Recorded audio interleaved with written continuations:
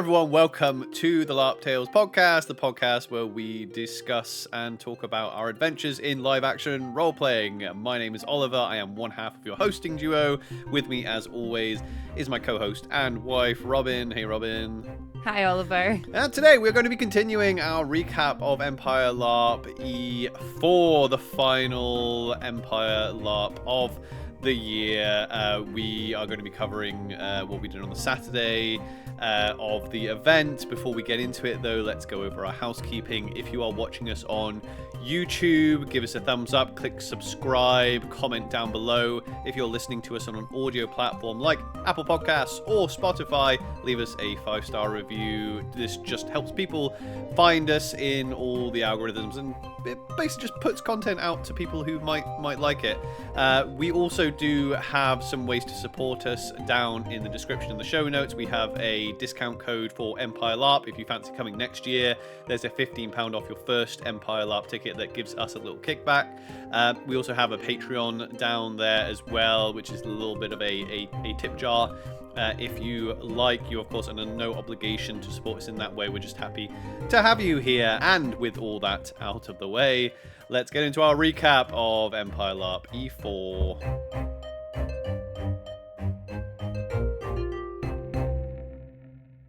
Okay, so last we left off, we had gone over what we did on the Friday. We had discovered that we are fighting in Tharunin on Sunday, so we have today not fighting. We have we also went to the Hall of Worlds to see an Eternal. We got to see Kayla.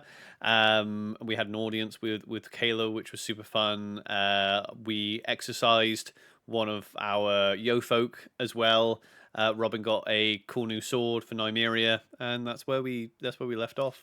So, Robyn, what was first on the agenda for Saturday? Which is this is a new experience for us, right? Yeah. So Saturday we did our normal morning stuff and everything, did our coffee and all the rest of it. I managed to convince my dad to try fighting.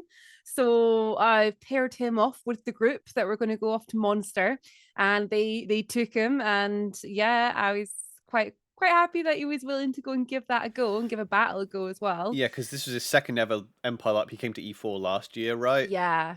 And he didn't do the fighting. I think his main excuse was that he's quite a competitive. You know, how old is he now? 60. Just about 60, Yeah, but he's still very fit and strong, and I think he struggled to get over the idea that it's sort of a contact sport, but not a contact sport.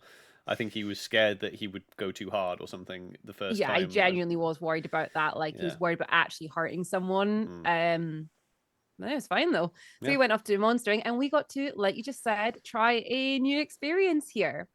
So we decided to volunteer to battle ref this battle instead of monstering. So we headed off in the morning. We headed off round to the ref meetup point behind God, and we got talked through everything that we were going to have to do that day. Yeah. This is our first time behind a crew curtain, basically, you know. Yeah. Which was it was enlightening and really fun. Really fun. So for those of you who don't know what we're talking about when it comes to refs, so the all LARPs will have, because it's a game and it has rules, you will have referees that obviously they're like any referee in any sport or game or whatever. They're there to facilitate the rules and to make sure everything's safe and going well, if you like. So they're there to facilitate fun, basically, but you kind of have to be you're the one that steps in when you have to. Other than that, so that at PD you will have full-time refs that will be on the skirmish field all the time and whatnot, and you have refs that are on like the anvil field that are literally doing walking around, you know, doing ritual stuff, or you know, if you're doing like a Skyne of Years on something and they have the information, they have the iPads, or if you want to make sure, like join a banner or something during the game, they're the ones that are basically doing that in and around in the field. But on the battles, like Robyn just said, they asked for more refs because obviously it's hundreds and hundreds of people all fighting at once. So you can volunteer to do be a battle ref instead of monstering. And I think they were quite pleased that a few people stepped up, because Dawn is getting really big. So if you can imagine, if say for example, Wintermark had a lot of people that battle refed, but they're never on the same day as like Dawn, and Dawn keeps getting bigger and bigger. So there's more people to ref with not as many refs. So I think they were glad that more Dawnish people had stepped up to ref. Yeah, no, definitely. So yeah, the experience was really positive actually. So we got there. They kitted us all out, gave us our tabard, gave us our radio and our earpiece. We also got a little map of the field, which had all the points clearly marked out. And we also had a little printout of the rules for all like the calls and things like that. I never realized that the refs had that. Yeah. Which made me feel a little bit more indignant about times that I thought, like, that ref has 100% got that rule in wrong, and I didn't realize they have it on them. It's right there. It's right there. I'm kidding. Unfortunately, I didn't get my comeuppance for. I have questioned a rule in the past, but I was very lucky. I will get my comeuppance, and I will.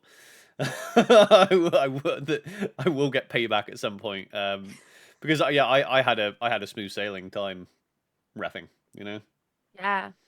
No, it was really positive for me as well, actually. So I was definitely worried at first, because I was like, okay, I'm out in the battlefield. It was really bizarre being on the battlefield without fighting, because the way that you see everything is very different.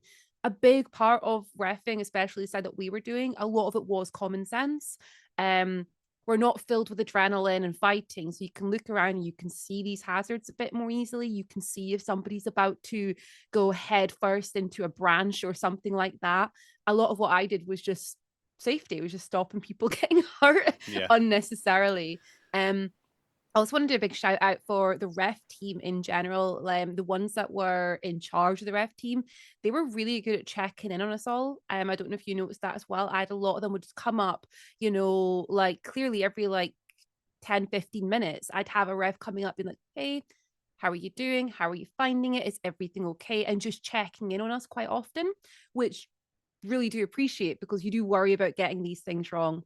So It's we're a very tough well job. looked after. Yeah. Like it's quite a scary job, because like you are in complete control, or well, supposed to be. That's the idea, is that you're refereeing, so you're in complete control of the situation if things go sideways in a number of different ways. Like if somebody is also like we should probably we're kind of jumping around all over the place as well a little bit. Battle reffing, I think I'm not entirely sure what the parameters are for you to become a battle ref. All I know is that we put our names down and you have to go through a check, which they do, which I only assume is they check how long you've been playing, and to make sure that obviously that you don't have any like red flags next to your name, like if you've been pulled up a lot of the times by refs for not playing properly and things like and of course other misdemeanors or something like that during the game.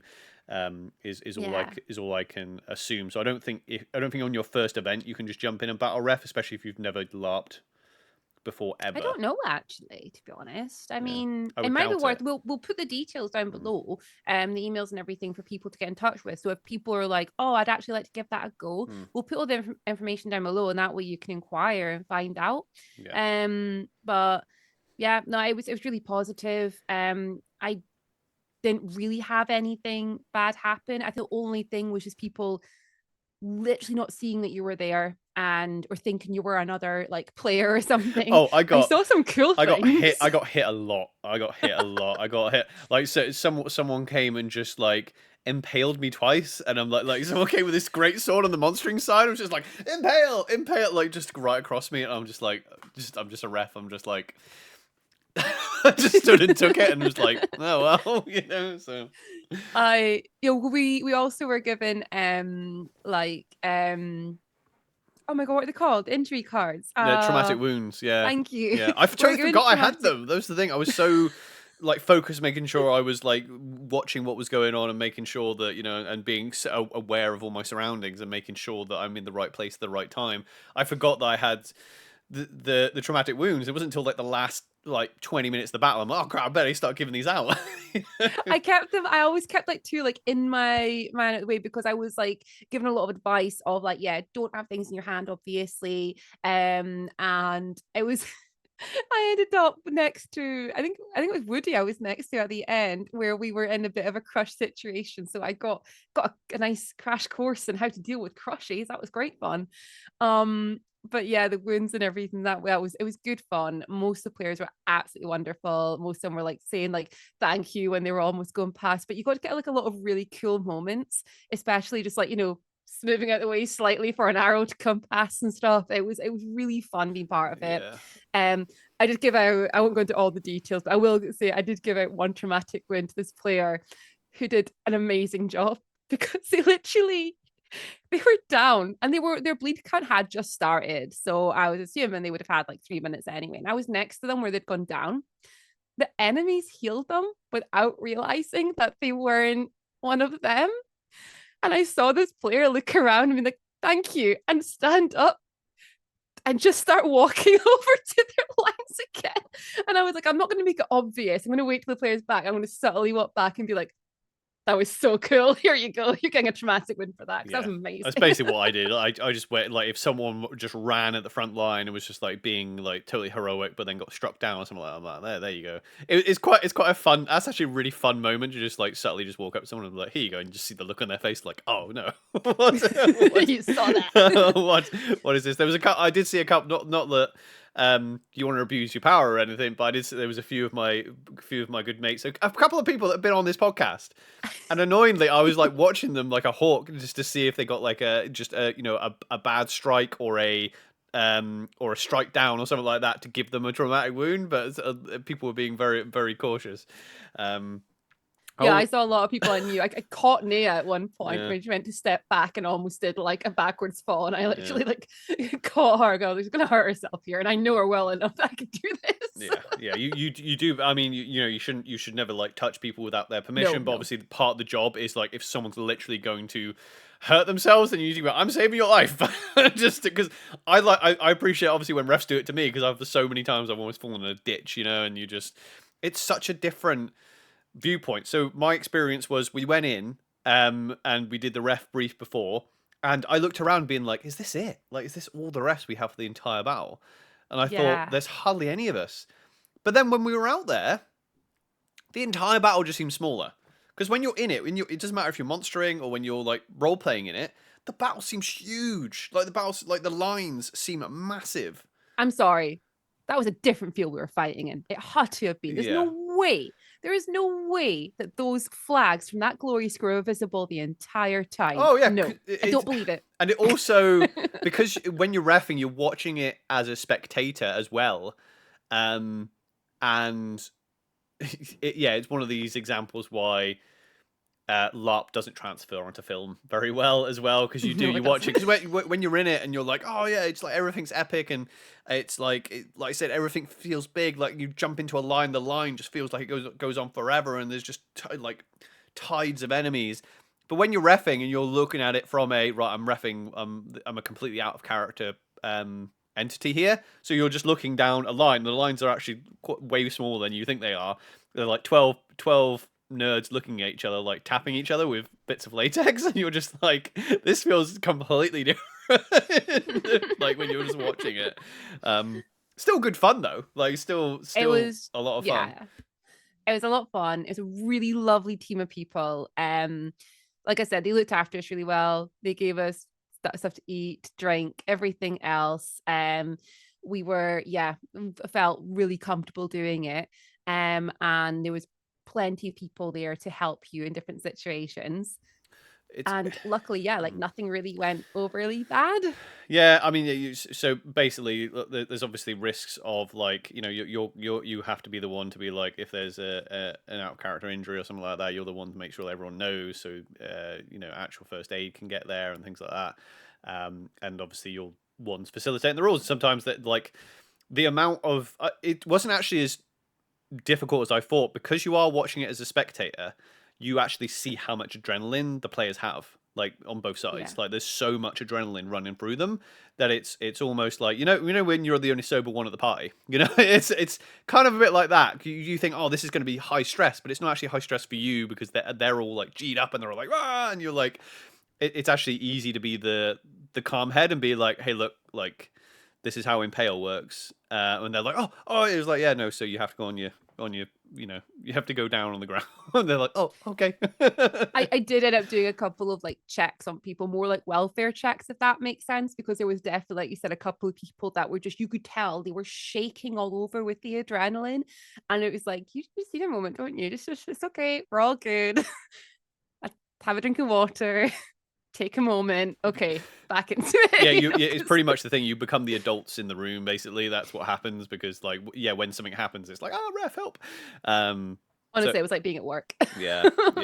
It was also good. I gotta admit, I'll hold my hand up for this because it was a ref job and it should be done. But for the years I've seen my archer friends fire off amazing shots and people don't take the take the impales. I gotta admit, it's because most people, especially when you're playing, you feel like you're being cheated out of something when that kind of thing happens. But when you look at it from the ref point of view, it's just like, no, someone just didn't understand, or there was a or someone misheard something.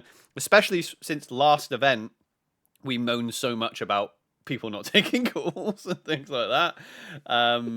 It was I felt like it was good for us to jump on the other side, and because you can complain all you like, can't you? You can be like, oh yeah, the refs did this, or PD did this, la la la, and then you're like, well, it's handy to go over and see what they actually have to deal with on the other side. So yeah, it's good just to experience everything. I know that there's a lot of people that worry about that on the battlefield, like they worry about forgetting what certain things do and stuff like that. I know before last event, there was a lot of that getting discussed online, a lot of new players just being so worried that they weren't going to remember different things and stuff. And honestly, it is difficult. It's a lot of things to remember when it's not a high adrenaline situation. So when you put yourself into a situation that you're not normally into, and then you get hit with a sword and an arrow and someone shouts strike down somewhere, it can just be too much where people are maybe not intentionally not taking calls. There is a difference though. You can see some people that are just like not taking calls at all. But that's what was quite interesting. So being on the ref side, really positive. I definitely recommend, people looking into that if you are interested in volunteering for it. It's a really lovely team of people. And yeah, at the end of the refing, all the refs do actually get together and they in detail discuss everything that they saw, everything they dealt with, everything they witnessed. And they have that debrief at the end, which is, it's really good.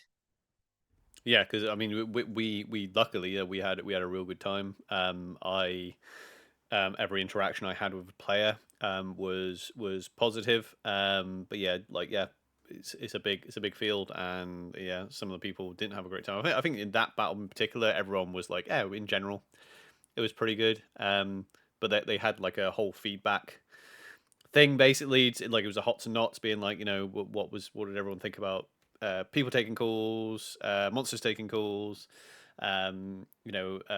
safety. What did people think about the first aid calls? They went through all that, which was encouraging, and it's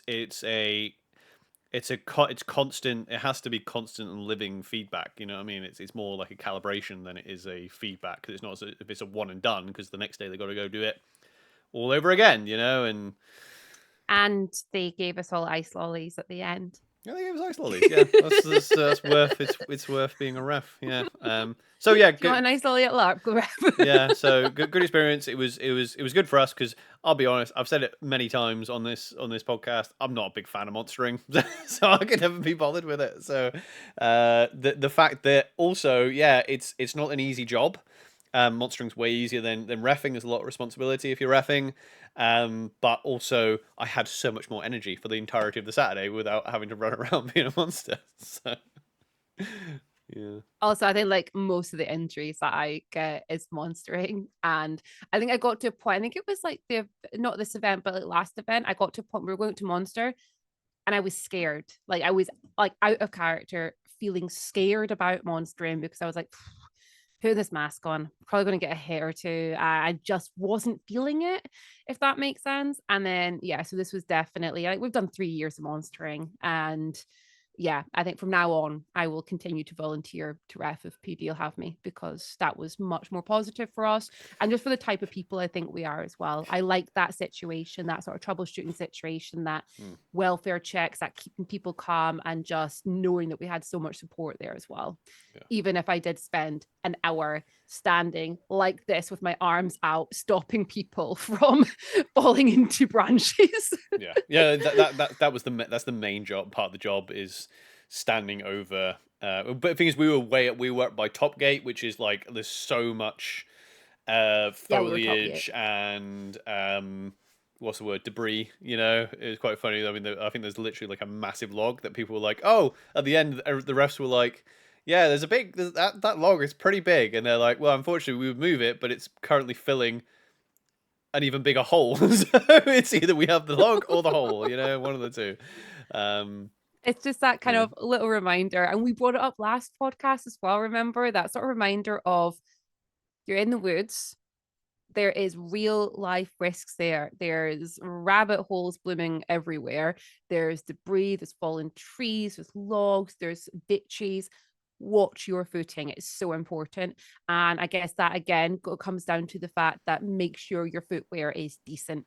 Like, yeah, you need and I don't want to be one of those people that keeps going on about footwear and stuff, but when it comes to going through those woods, just make sure your footwear is suitable for it. Make sure you're not running around in wellies or something, because you will hurt yourself. Well, I mean, that's one thing I won't take back from last time, was the whole, like, you know, don't jump into a dangerous bush just for the sake of role play, because even like seeing it, I feel more strongly about that now reffing, because I'm like, your refs, like if there's an issue, especially if on the monster side, like if monsters are getting like to the point where they're like, look, we can't go back, and we're like, oh yeah, so this person's pushing me.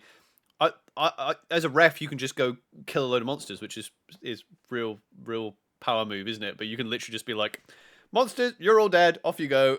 You know, so I did that once when it turned into like a whole crush, and I was like, they're dead and they physically can't get out of this. Can we just move this along? yeah, exactly. I mean, we'll talk about this more on like the Sunday battle, but since we're talking about it now, I'm just going to bring it up that even though I stood there and thought, wow, how are people not seeing me here? You know, there's all this dangerous foliage around. On the Sunday, at the start of the battle, I ran straight into, I think, the same load of foliage actually. And one of the sticks literally went right into my side. I'm all bruised from it. And I looked up and there was a ref standing like this, looking at me like, come on. So you miss him. You totally miss him. Yeah, you get so immersed, and that's the thing. And then but when you are reffing, you're just like, I know these people are like completely blanking me because they're just so immersed, you know, which is good. Is what's supposed to happen. But yeah, that was an interesting experience, and it's broadened my worldview on how LARP works and how Empire works in particular. Because that's the thing. It's a bit like, it's easy to say, oh yeah, this person, this ruling, that ruling, PD does this, PD doesn't do that. But to just go in and go, okay, well, I'll give it a go then, see how difficult it actually is. And it's not an easy job, but there's a lot. No, it is difficult. Yeah. So the Sunday battle is the first time I've ever been pulled up by a ref as well. So I have my great sword, the nice new shiny sword. And I had it like tilted back, and I was doing this sort of thing. Like I was like making it look menacing, ready to swing it out. And a ref came up behind and just was like, hey, you actually almost hit me a couple of times there. Watch what you're doing with it at the back. And I was like, I am so sorry.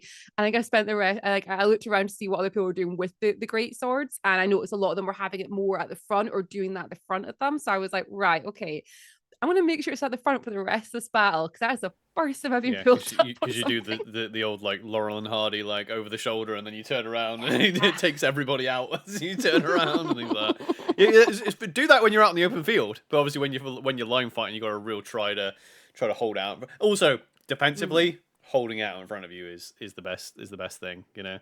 Yeah. It's funny. I actually had I had on the Sunday, I had a monster try and pull me up for how I was holding my sword. but I just disagreed because I was just like, because I was holding it out in front of me, and he's like, oh, you're putting it like too like it's going to end up too low or too high, and I'm like, well, I've got to put it somewhere.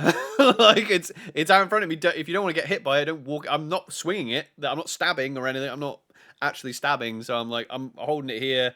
If you're, I don't know what to say. If your people behind you are pushing you, that's them being unsafe, not me being unsafe. If they pushed you onto my sword, then I don't know what to do there. So, but I'm not going to hold my sword like this because I may as well just not have a sword.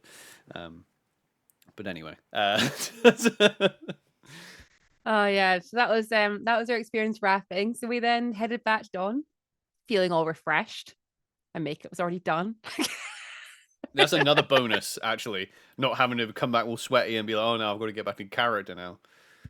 Yeah, no, it was nice. So we got back and we were able just to slowly get ourselves all sorted. I did see my dad while we were out doing it, and I did spot him with he put all the armor and everything on. I spotted him with the orc mask in his hand and everything. And yeah, he really enjoyed it. Spoiler, he ended up enjoying monstering more than the actual battle. But when we talk about the battle, I think people realize why. But he had a lot of fun monstering, really liked it, thought it was brilliant. And yeah, totally stoked about it. So we got back, we got ourselves all ready and sorted out, and started all the Saturday stuff. So yeah. My Saturday stuff's probably going to be quite short. Well, yeah, so after the battles, we then there's military council on again after, because obviously they discuss, what happened in the battles and what's going to happen the next day as well. So you were straight off to that, weren't you? Yeah. So Saturday, went to what was it? It's like 3 and a bit hour military council meeting. I got admit at the start I was quite lonely there from Team Dawn, because I think at that moment because there was spoopy things going on with senators. So we had a senator. We were a senator down. The senators, like I said last episode, the senators choose the general. So if the senator is missing, you can't pick a general for an army. So we didn't actually at that point have a general for the Eastern Sky. So Dawn only had like 2 generals there, and just so you're not actually legally obliged to be at all military council meetings. You're not obliged to be there for the entirety of the meeting. It's helpful if someone is, so that's that's the thing. So I got there after because I was like, no, I'm gonna need to go get something to eat, which I didn't actually end up doing, So I was talking, I was like, oh, I better head off to military council, and then I got there just after they said which objectives we got, which objectives we didn't get, and I was just kind of I walked in and someone instantly was like, oh, Dawn doesn't currently have any representation on the benches. I'm like, oh fuck. so I'm like, I was sat there for a little while on my own. Griffin's Pride eventually showed up a few minutes later, but thanks to everybody in the military council tent that's is helping me out with things, like prompting me to do things, being new in that role. So everyone in there is great, but they can always tell, because it's a lot to take in, like that it's one of these positions in those, I think military council, same as probably Senate and all that, is there's a lot to learn the ropes, but yeah, my Saturday was basically you go through what happened in the battle. The field marshal will basically debrief everyone on how it went, and because then they have to then go speak to Senate as well. You do commendations, how many people were lost, all that type of stuff, and then it was then another few hours of voting in, but it's just a lot of voting basically on Saturday. a lot of voting Yeah. people into different positions coming up, and the military council have to vote people in. So a lot of people doing pitches and why they should have the position. Then we were all voting. So that was pretty much a good chunk of my Saturday afternoon, really. Yeah, so when you went off to military council, I knew you were trying to get something to eat that whole time, and then before we knew it, it was time for military council. So I went and grabbed you something to eat. I tried this time to really so every event, I'm always like, oh, I'm trying to save money for a magical weapon or this or that. And we spent fortune, like real life money, a fortune on food every event. So this one, I was kind of like, you know what? I'm going to try and just use whatever I've got IC to sort us out food wise for the weekend. And I think I'm going to try and do that from now on because that made things so much. It reduced the financial strain of the weekend anyway. So we ended up, we had a place right next to our tent that was doing like stew and everything. So I grabbed you something to eat. And then the Vexials brought you something to drink. I'm sorry, but that was one of my favorite. That was the best part of that military council meeting. I'm sorry, but like I had a noble from House Vexial come up, and they had like two drinks. It might mean three. They had two drinks, at least two, and they came and handed Damon one, and me one, and they walked all the way around and handed the Empress a drink, and I'm like, ah.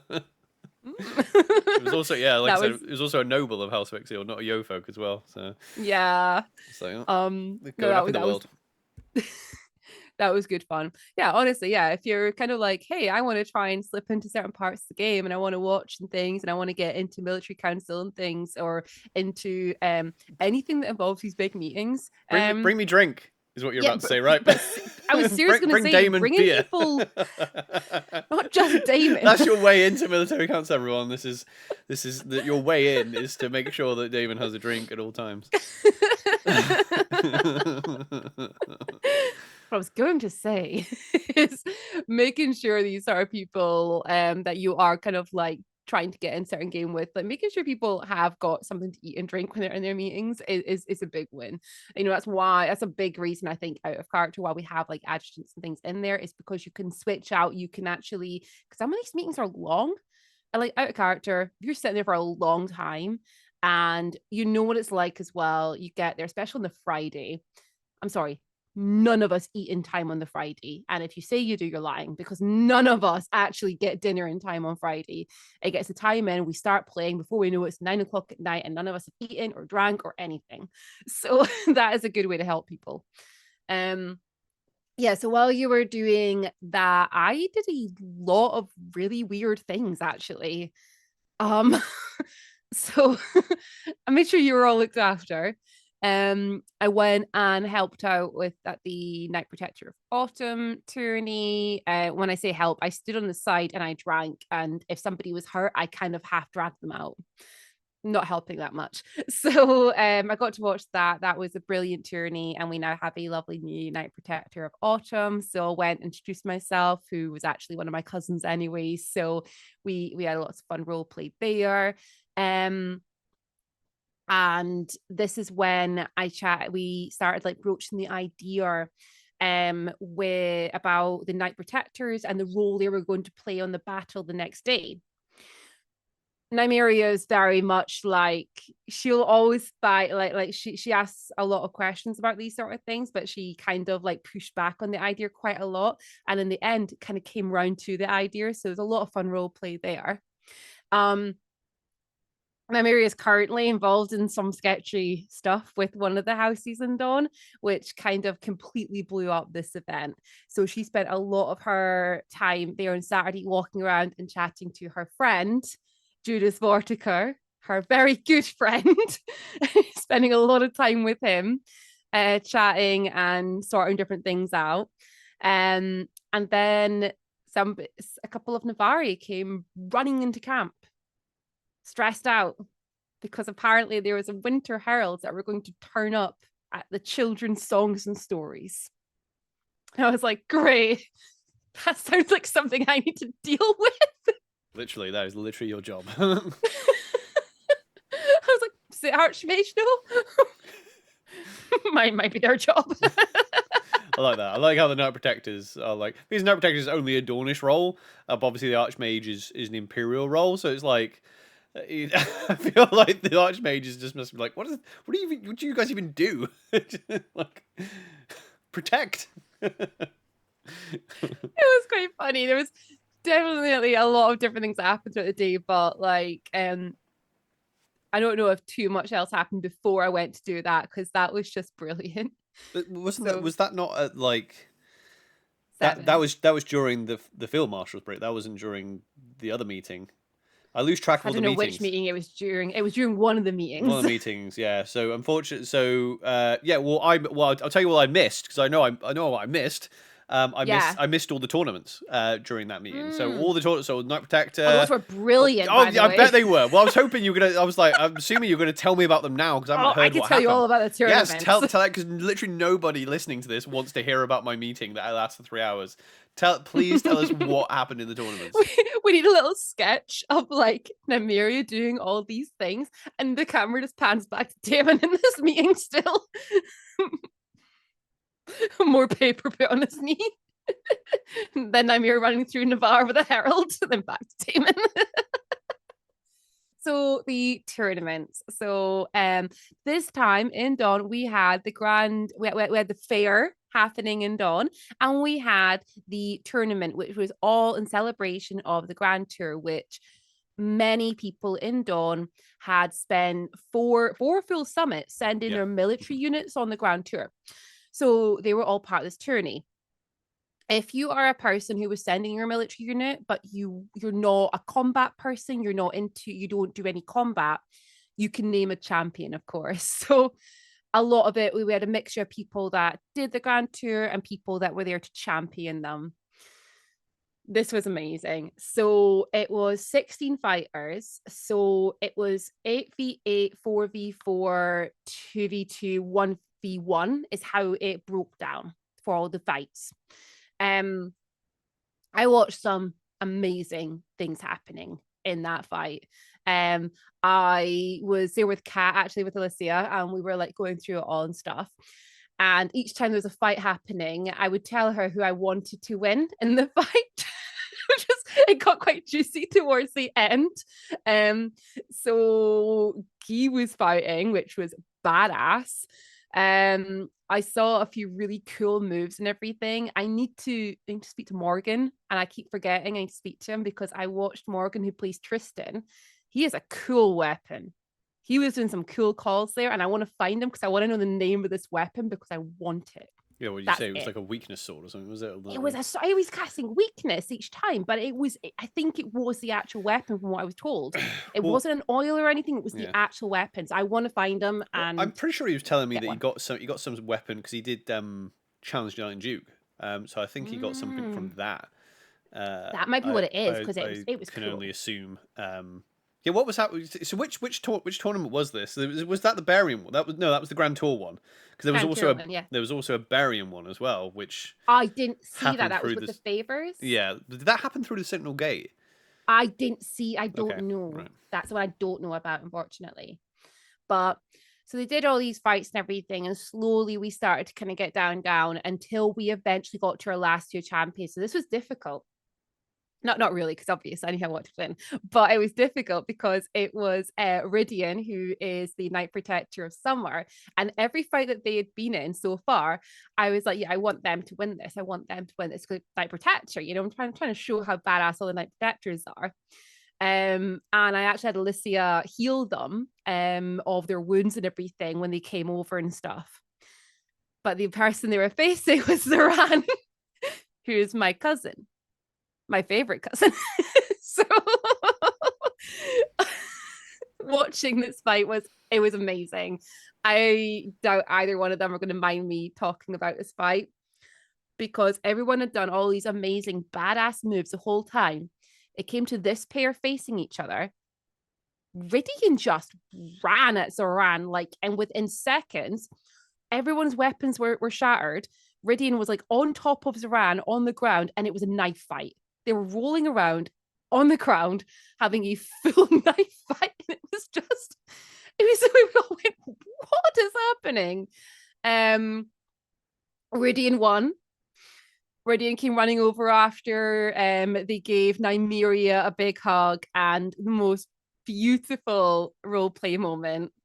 I don't think Cass or Grayson will mind me saying this, because the most beautiful role play moment was Beaumont standing there and he just put his arms out. He was like, come here. And Rydian runs up and wraps their arms around her. Beaumont was like that. And Beaumont just said, I'm proud of you. And I was going, God, it's beautiful.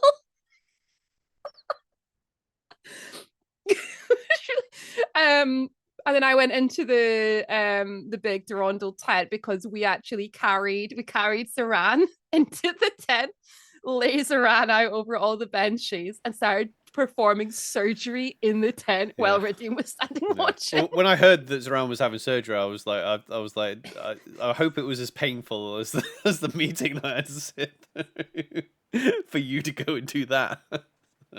I'm joking, obviously, but it's still funny, yeah. Oh, and you should see the sword. Rydian's got this cool, like, glittery sword and everything now. That was what they won. Oh, so, right, okay, yeah. Oh, it's beautiful. I got to play with it. It was beautiful. Yeah. What does it do? I can't remember, but it was glittery.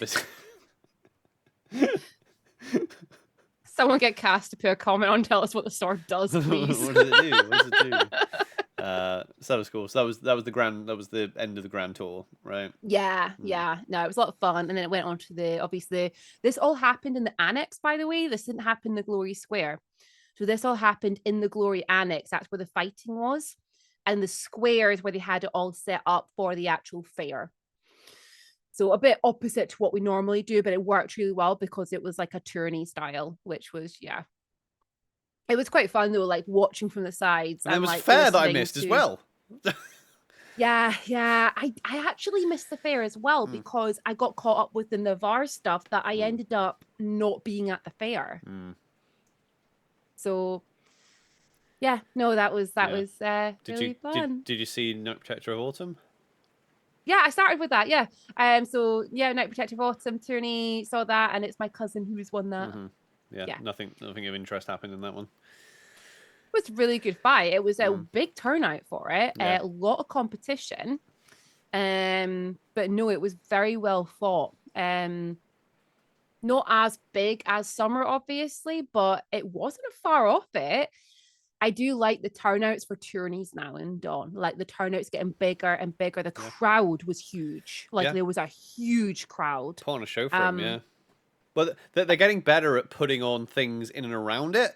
I got to admit, Night Protector Winter is still a little bit lacking in that. There's not really too much else going on at the same time. You know what I mean? It's like, so in spring, summer, and autumn, we had stuff happening like in around it, as in like there was like other tournaments and there was fairs and there was galas and things like that near it, so people were already wanting to come to Dawn for those things, and then there's a tournament on, you know. Yeah, no, it was a really good turnout crowd wise, and like you said, like there was a lot of people there for the stuff that was going to be happening after it anyway, so that was great. Oh, I got to speak to this little girl. She would have been maybe 6, and I think she was there with her mom. And she just made this potion in the academy, and it was a healing potion. And she really wanted to give it to someone. Obviously, I had the egregore standing right there as well, who was explaining the rules, because the mum was kind of encouraging her to go in and give the healing potion to someone. So we explained the rules and everything.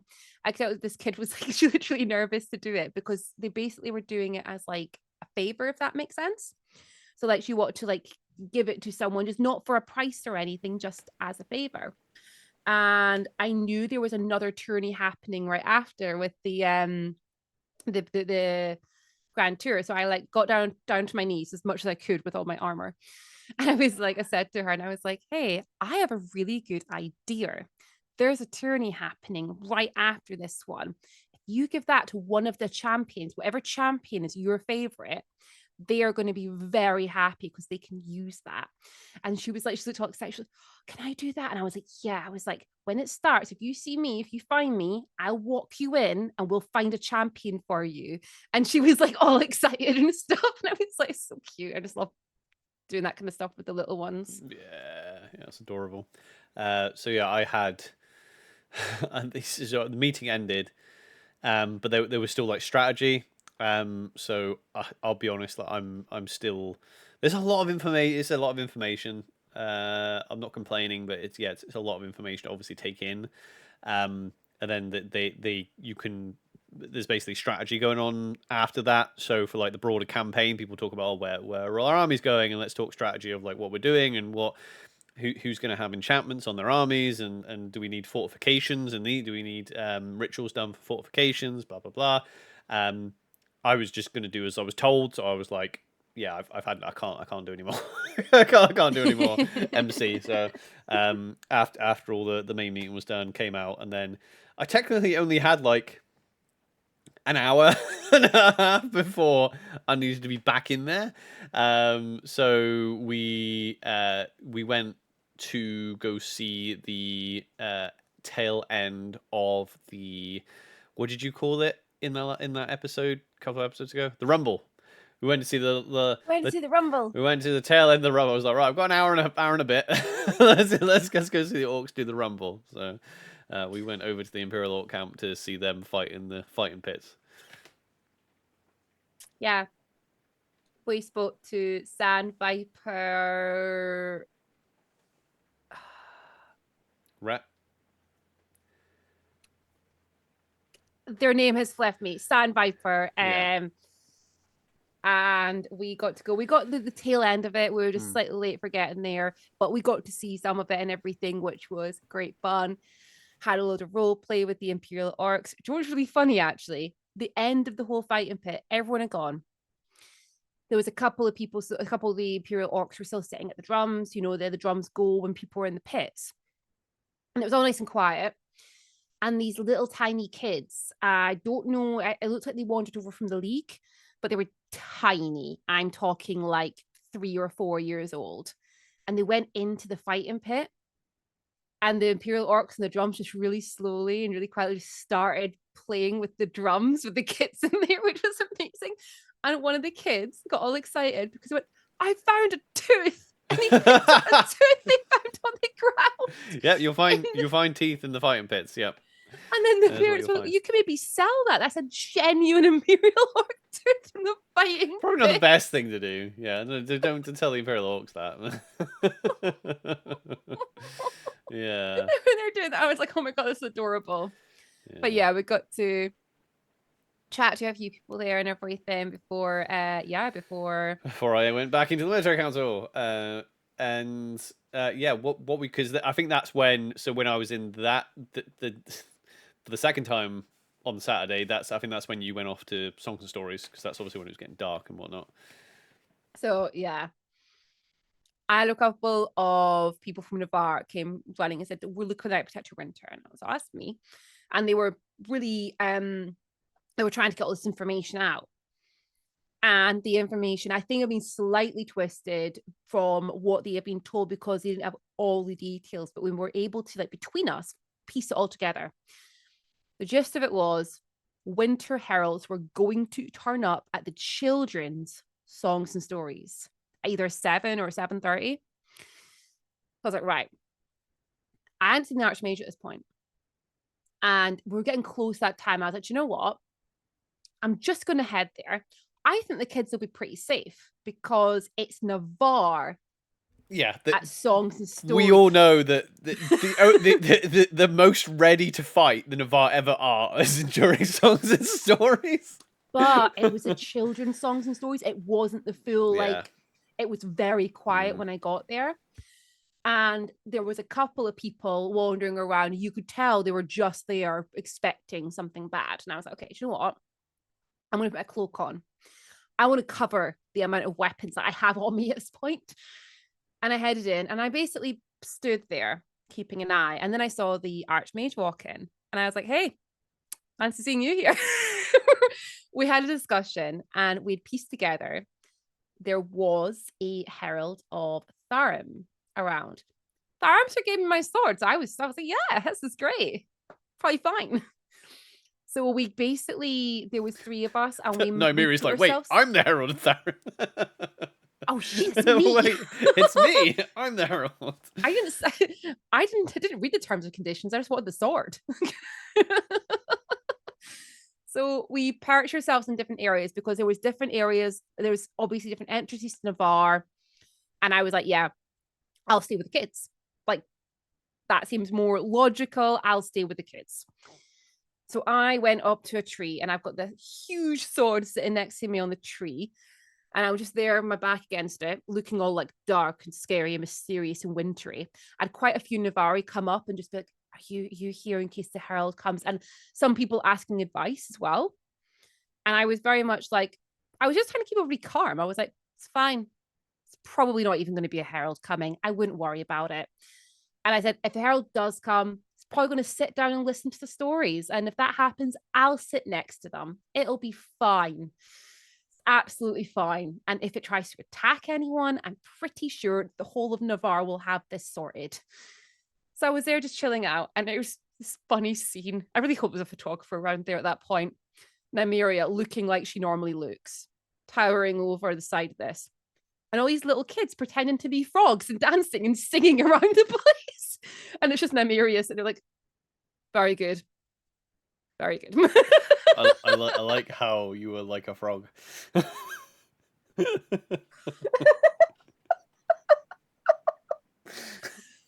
You just went private. It was hilarious. Just like, yeah, very good.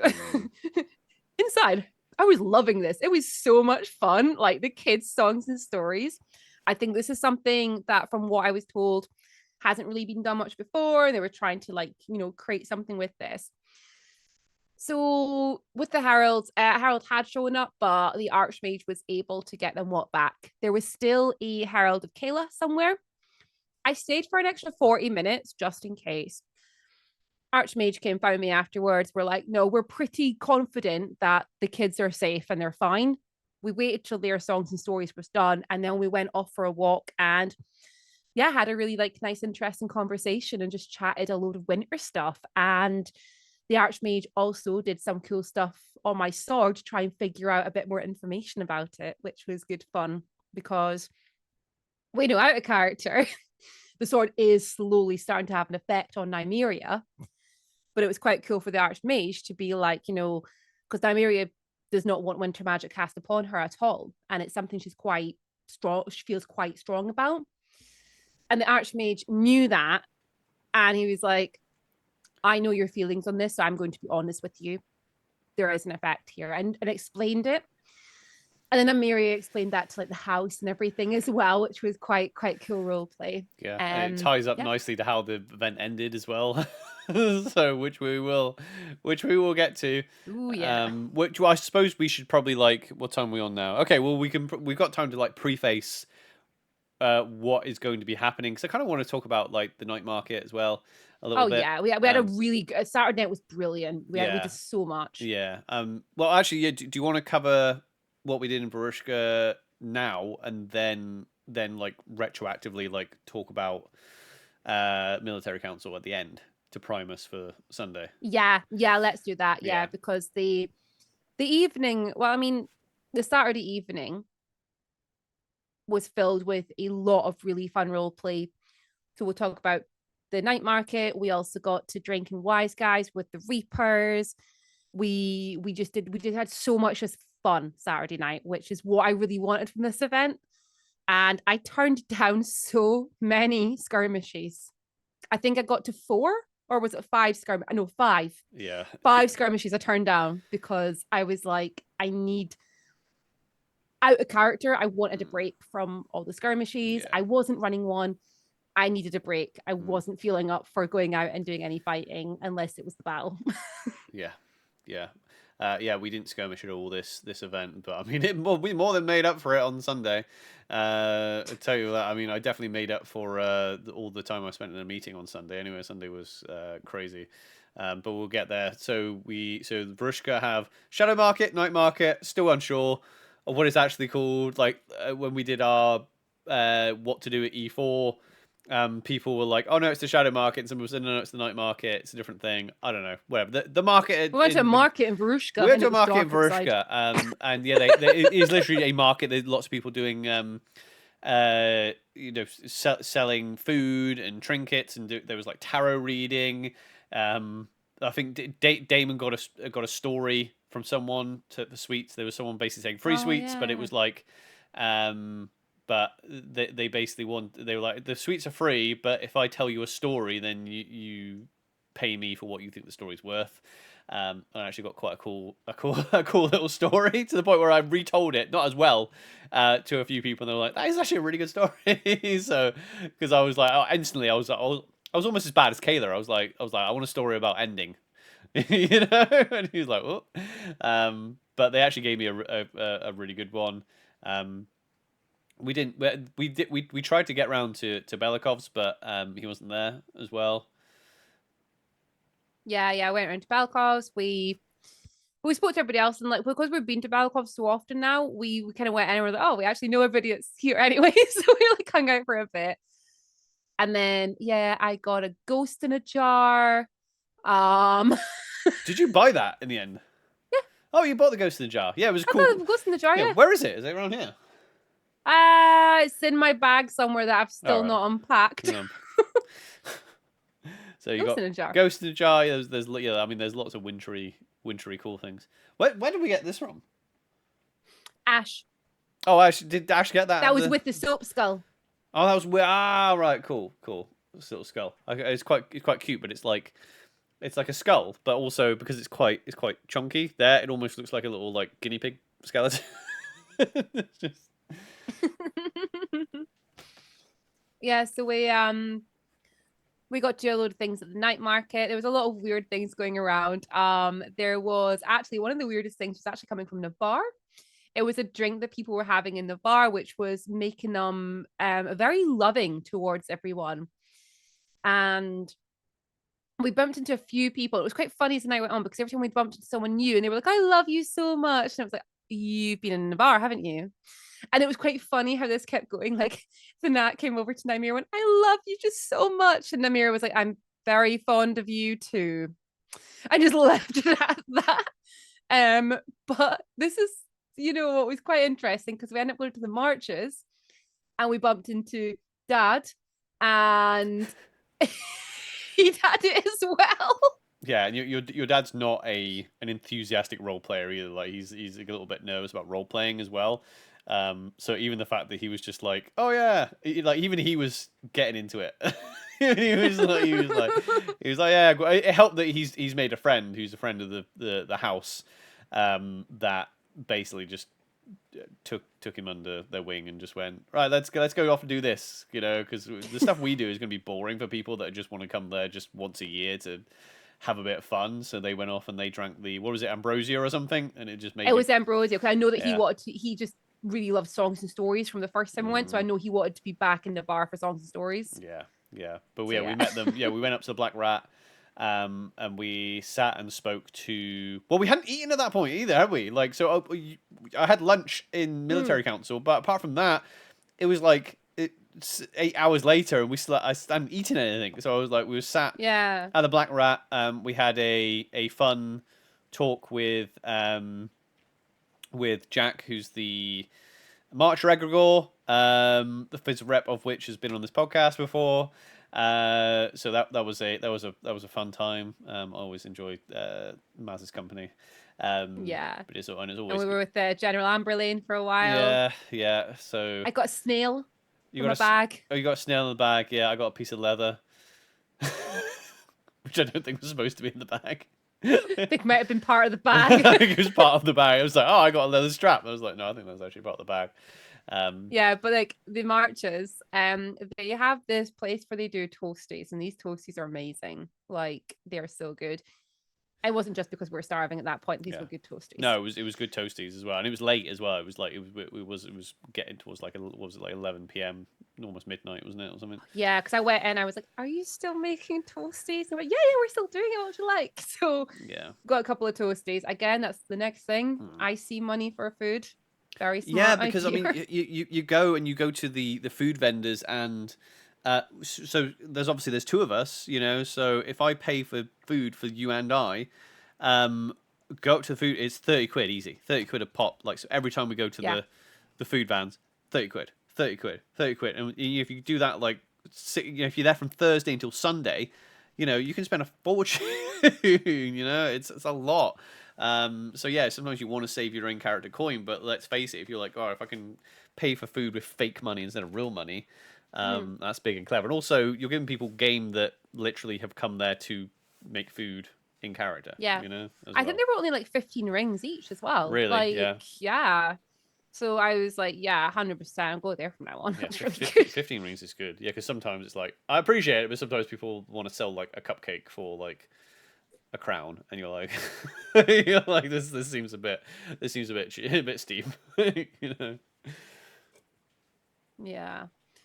No, so we did that. We had something to eat, had a nice little like chill out time, and slowly more of our house members started like gathering up. It's like we all just start to like, we realize we're in the vicinity of one another and we just all merge to the same area. And then we're like, let's go do something else. And then we ended up in the Hillsdale tent. Yeah, we headed back Yeah. and then we ended up in the Orzel tent for family night. I'm like, there's a few things I wanted to do this time, which I'm kind of glad that I missed, because I know that Blaze Wintermark came over and was like, hey, you're invited over to the Dunnings family night tonight as well. You're invited over. Yeah, the Dunnings have invited us like 3 events in a row. The Dunnings have invited us over, and I'm just like, we have to make it at some point. It's so difficult because you get people invite you places, and you're like, there's only 2 evenings in character. And it's difficult because once you get stuck in one place, you start talking to someone. You're there for a couple of hours, so that like to be like, right, let's head over there is. But we need to go over there because I'm never in Wintermark for a start. Yeah. And the fact that we've been invited, we have to go over there. No, definitely. I kind of want to go over there kind of daylight, so I actually know where I'm going, because yeah, and I will figure that out, because I think we'll definitely just eat one. Yeah. And then we ended up in Wise Guys playing games for the Crimson Reapers. Yeah. So yeah, we're just about time for this episode, but I think we should probably like preface the craziness of the Sunday. So I will say, what is the current count? What is the current death count from Dawn? 98, I think, but and let me double check that. Yeah, I was told 98, but some people are saying 95. So 95, right? I will check the official recores for next time. Yeah, so I think it's 98. So if you haven't heard already, on Sunday in the battle, not over the weekend, in the battle. It was a rough one. So in Dawn we almost lost 100 player characters, on that battle, which is a considerable percentage of the entire nation. We lost some very long-standing characters. We lost E1 year 1 characters. Yeah, that was rough. It was rough. We survived. Damon and Nymeria survived. So just not to, I don't want to put you in any like suspense, just in case you're not in the Empire circles and you're listening to this. So we haven't died again. But it was close. It was close. But let's set the scene so we can set up for the next episode. So during military council, which was Field Marshal's briefing. So we had a Navari Field Marshal. It was in Thrunin, which is in Navarre. So made sense. There was only really one thing to do, if you like. There was multiple objectives, but they were kind of in the same. So there was like 2 rituals going off, and we had to kill a ritualist, basically. But each ritual was just happening one after the other. So if we got there quick enough, we'd stop one, and then the next one we'd have. Obviously, if we stopped the first one, then it just was none of them were going to go off, and obviously then we had to kill the ritualist, which was going to be in the ritualist site. So it made it very simple.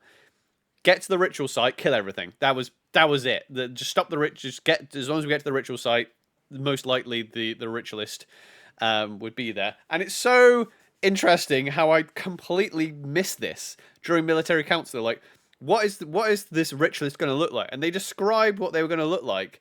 And it wasn't until I spoke to Kira, who is part of skirmish crew, is head of skirmish crew, I think now. And yeah, she is. Yeah. Kira was on our podcast, and literally we talked about this very Druge costume that she has, and I was just like, oh no, I was like, okay, this is what they're gonna look like, but I hadn't considered that it was gonna be Kira. Know that Druge. Yeah, I know that Druge. Which is funny because we actually spoke to her like after all the event was over, and we talked about the battle, but we'll get there. So now one of the tricks, so we're fighting against the Druge. The good old Druge again, backfighting them. So the ritual site was most likely going to be in the woods, and there was a Valorn miasma, right? So this miasma was contained in the woods, basically. So as we go up the field, and as soon as we enter the woods, we're under the effects of the Valorn miasma. Now the Valorn miasma gave everybody venom. So if you're in the miasma, you are under the effect of venom. People who don't know what venom does, it lowers your bleed count down. It doesn't kill you, and this is the thing everyone kept saying, like, venom doesn't kill you, just going down kills you. So basically, if you go onto your bleed count and you're venomed, base is 3 minutes. So if you go down an Empire, your base bleed count, like a character that hasn't got any ranks of fortitude, is 3 minutes. That goes down to 30 seconds, basically. Yeah. So basically, don't go down. So as soon as you go into that woods, we were all under the effect of venom, which is as deadly as it sounds.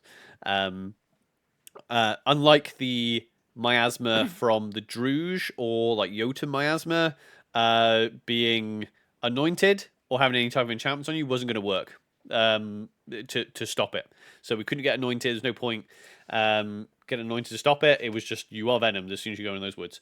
It's funny. Actually, I saw a post today actually that someone was like saying, oh, by the way, you know, if you came out those woods on the battlefield and you still survived, you're currently still actually under this effect of venom. I saw that post. Yeah, which made me feel bad actually, because as soon as we came out those woods, I said to you, I was like, here's a blood harrow filter. Like I wish I'd almost shouted that at everyone, because I think a lot of people forgot. I'm like, if you have anti-venoms, take them now, because like dying from venom in the woods. There was people shouting that. There was a lot of people shouting that around, be like, take the potions now. Anyway, we'll get to that. And I was echoing that as because we'll talk about that on Sunday. We'll talk about as we were coming out the gate, like we'll talk about Sunday. Like, echoing. We don't want to spoil it. So we had Navarre, Dawn, which is obviously two of the biggest nations in the Empire. We had Urizen and Barushka, the two, which are two smaller nations. The plan, as of Saturday, was we all just go in. Everybody, just one big blob, just go in, deal with the ritual, deal with the ritualist, get out. Straightforward, easy peasy. Yep. And it was easy, but it was hard as well. It was really something. Probably the worst battle I have ever fought. Last time was the best battle ever. Worst battle. And not out of character worst, but yeah, in character, the worst, most harrowing battle I've ever fought. And I guess we'll leave it at that. Right? Is there Still anything else? having nightmares. Yeah, it was bad. So yeah, the following morning we got up and we prepared to go into just the most harrowing battle I've ever experienced in 3 years of doing LARP battles. All right, cool. I didn't even give Dad any armor. No, I know. Yeah. I know. Your dad went in. Shirt, trousers. Just some shirt, trousers, and a sword. Yeah, easy. So he got some water. He's got some water. He's fine. Yeah, he water carrier. Yeah. Anyway, we won't get into that. We'll wrap up there. Unless you have anything else to say on that's us. this Saturday. Yeah. Great. If you enjoyed this show, make sure that you follow, subscribe, follow us on all of the socials. If you're listening on an audio platform, leave us a review. Comment down below if you're watching us on YouTube. Tell us how your Empire E4 went, or if you're looking to come to Empire. What are you excited for? We do have a discount code as well down in the show notes and the description that will give you £15 off your first Empire LARP ticket. That gives us a little kickback as well. We do have a Patreon down there if you want to give us a little it's basically just a tip jar at this point. And yeah, we'll leave you with the anticipation for the Sunday battle. Right, folks, see you later on. We love you very much. Stay safe. Bye-bye. Bye. Bye-bye.